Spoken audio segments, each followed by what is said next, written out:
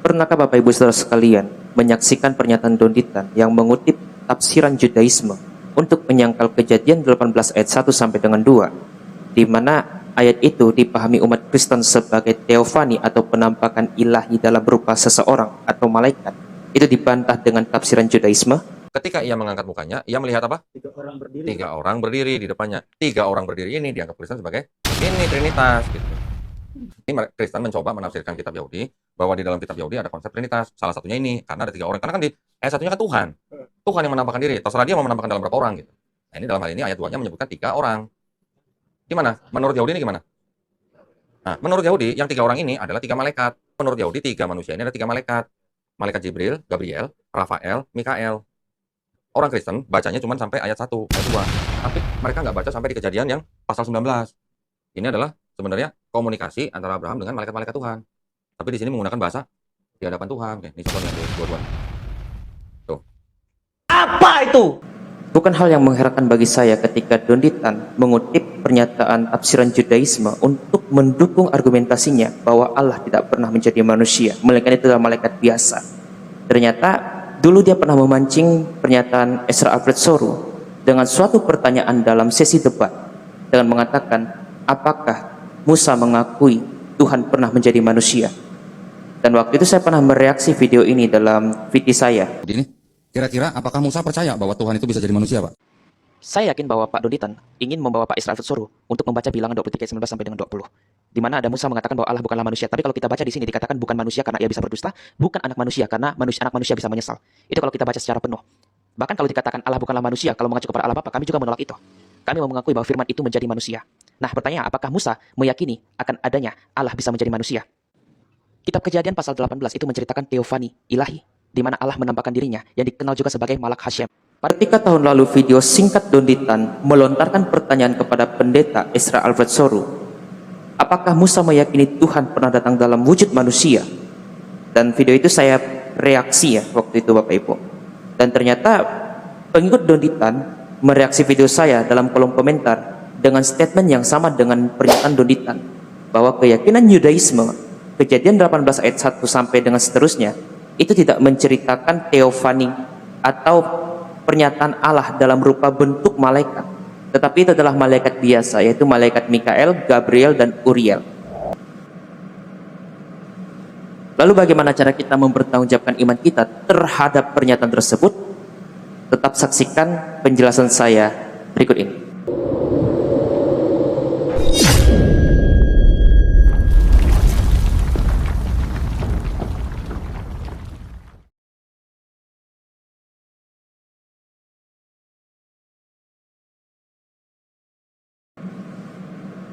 Saya yakin bahwa Don Ditan pasti tahu terhadap penafsiran kekristenan mula-mula, khususnya apa yang disampaikan generasi Bapak Gereja sendiri, bahwa pernyataan konsep yang meyakini teofani dari malaikat Tuhan, dari tiga sosok itu yang salah satunya adalah Tuhan, itu adalah pernyataan apa yang disampaikan Bapak-Bapak Gereja, seperti Santo Irenaeus. Kita semua tahu bahwa Santo Irenaeus menurut tradisi, beliau adalah suksesi dari Rasul Yohanes.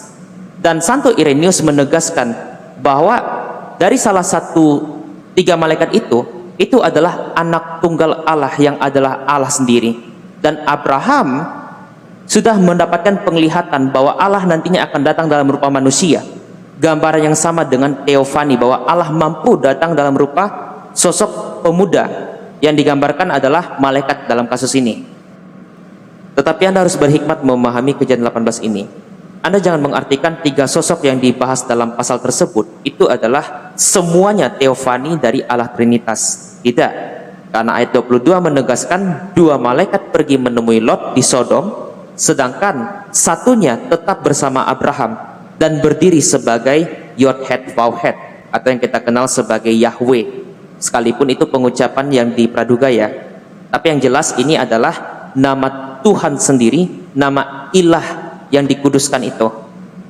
Hal ini juga ditegaskan oleh Irenaeus, Bapak Gereja pada abad ketiga, yang mengatakan bahwa ketiga sosok itu dua malaikat biasa, sedangkan yang satunya adalah anak tunggal Allah yang berada di hadapan Abraham. Jadi Anda bisa lihat sendiri bahwa Bapak Gereja pun menegaskan bahwa itu adalah teofani Kristus.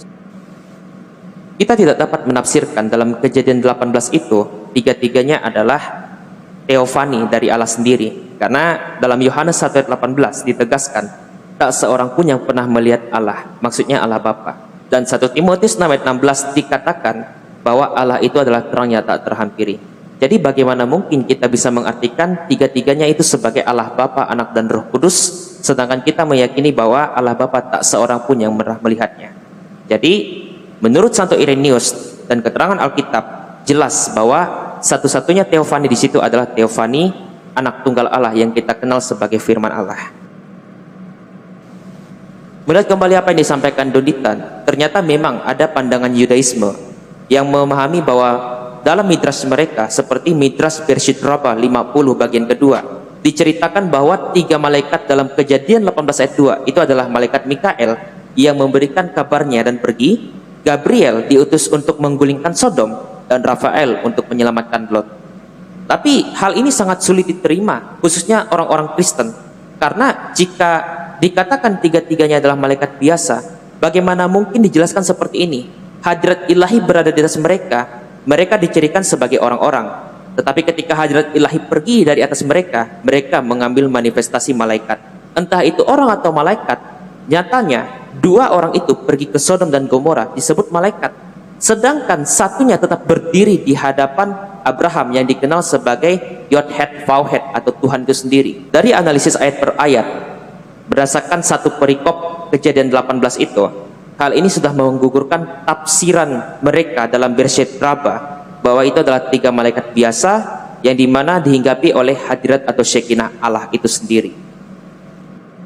Hal yang menarik lagi dari pendapat Joseph Becorshor, seorang pemikir Judaisme di Prancis pada abad pertengahan.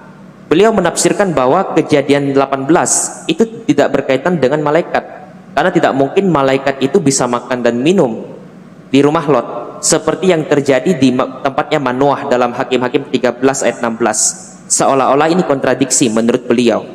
Nah, tapi dia tidak memaksakan penafsiran sebelumnya, penafsiran para rabi-rabi sebelumnya untuk ditolak, karena ini adalah penafsiran beliau sendiri.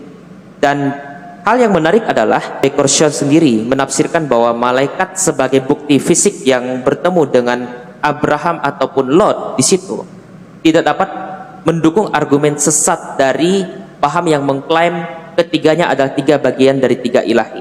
Jadi seolah-olah ini menyangkal teofani itu sendiri. Karena apa? Karena menurut Becorshor, jika hal itu memang didukung, lalu mengapa orang Kristen harus meyakini ada sosok ilahi yang datang dalam rupa seorang perawan jika salah satunya pernah makan dan minum bersama dengan Lot dan juga Abraham? Begitulah penafsiran dari pandangan Rabbi Becorshor. Mungkin pemikiran Donditan adalah bahwa Taurat adalah milik orang Yahudi, maka harus dikembalikan dari perspektif Yudaisme sendiri. Tapi perlu dikoreksi bahwa Yudaisme Rabbinik tidaklah satu-satunya mewakili Yudaisme kuno, karena Yahudi Rabbinik adalah reformasi dari kelahiran kembali Yahudi Farisi yang muncul tahun 69 Masehi setelah jatuhnya Bait Suci, sehingga dikenal Yahudi tanpa korban bakaran dan tidak lebih tua dari kekristenan. Kalau kita kembalikan kepada penafsiran Yahudi, Yahudi pun banyak perubahan dalam penafsiran mereka. Setiap zaman itu memiliki perbedaan pendapat, apalagi setiap perbedaan aliran Yahudi mewakili pendapat yang berbeda-beda juga dari rabi-rabi mereka.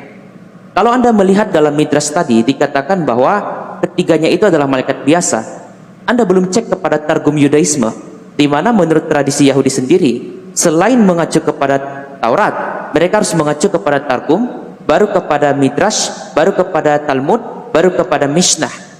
Jadi kita harus cek kembali dari penafsiran mereka yang lebih tua daripada Midrash tersebut. Dalam Targum Yudaisme sendiri, sekalipun tidak ada penafsiran siapakah salah satu dari 3 orang yang dimaksudkan dalam Kejadian 18 ayat 2, tetapi pasal 18 memiliki konteksnya yang berkesinambungan. Ketika Tuhan atau Yod-Het Vav-Het berjanji menurut ayat 10, Allah akan kembali tahun depan dan berjanji pada tahun itulah Sarah akan mendapatkan seorang anak. Sarah tertawa dalam hatinya ketika menguping pembicaraan sosok dari 3 orang itu.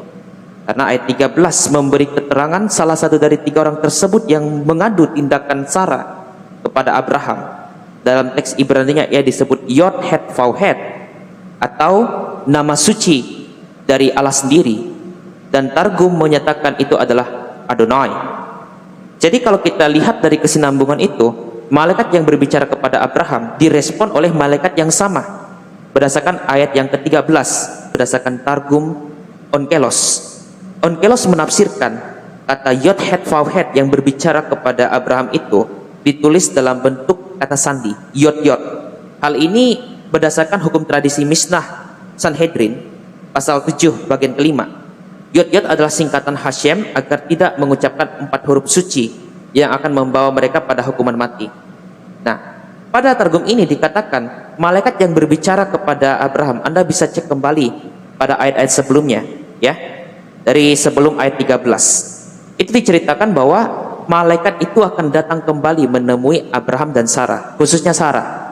Dan Sarah berbicara di dalam hatinya, dan malaikat itu mengatakan, mengapa Sarah tertawa? Dan itu diartikan sebagai Adonai atau Yod Het Vav Het atau Tuhan sendiri, bukan malaikat biasa. Hal yang mengejutkan lagi kalau kita cek dalam Targum Onkelos pasal 18 ayat yang ke-15 sebagai respon Sarah dari pernyataan malaikat tersebut, dikatakan dia dalam bentuk orang kedua, dia. Tapi kalau kita kembali dalam penafsiran lain Targum Jonathan, Adonai tadi disebut sebagai angel atau malaikat. Jadi Anda bisa lihat di sini ayat 13 direspon oleh ayat 15. Itu adalah malaikat sendiri yang berbicara kepada Abraham dan Sarah bahwa Sarah sedang berbohong dalam hatinya karena ia merasa takut bahwa dirinya menertawakan janji Allah kepadanya. Dan itu adalah respon malaikat yang disebut Adonai berdasarkan ayat 13. So, Targum sendiri mendukung konsep teofani yang diyakini oleh umat kekristenan mula-mula. Kasus yang menarik juga selain dari Targum, hal ini juga dinyatakan oleh pendapat Yudaisme lain seperti pandangan aliran Yudaisme Kabalistik, di mana dalam kitab Zohar Yahudi Kabalistik dikatakan bahwa Kejadian 18 ayat 1 itu menceritakan Adonai betul-betul bertemu dengan Abraham, ya, di Taran Mamre, di mana Adonai atau Yod Het Vav Het atau Tuhan sendiri nampak kepada Abraham. Bahkan dikaitkan terhadap kisah Yakub yang memanggil Tuhannya itu sebagai malaikat.